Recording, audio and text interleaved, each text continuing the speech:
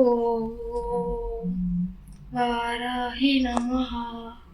సమస్త లోక రక్షకి శ్రీ వరాహి అమ్మకి జై. వరాహి అమ్మ భక్తులందరికీ నమస్కారం అండి.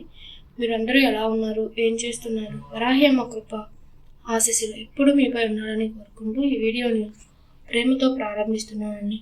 ఈరోజు వరాహి అమ్మ మనకు ఇచ్చే సందేశం ఏంటంటే, బిడ్డ ఎన్ని రోజులు ఒక లెక్క.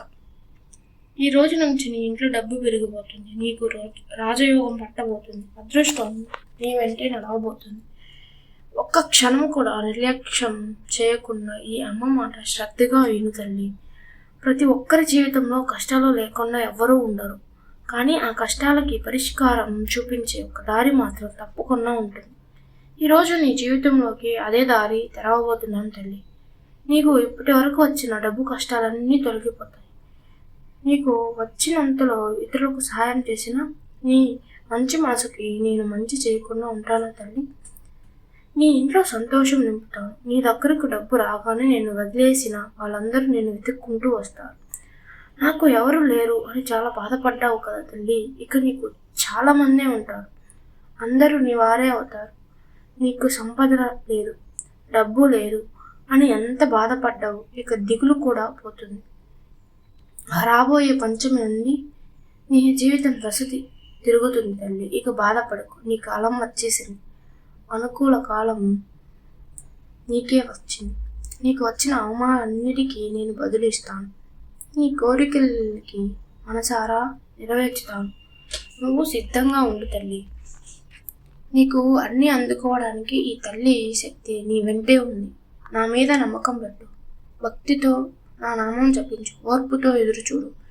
ఈ నెల మొదటి రోజే నీ జీవితంలో ఒక అద్భుతమైన బహుమతి నువ్వు ఊహించని విధంగా వస్తుంది.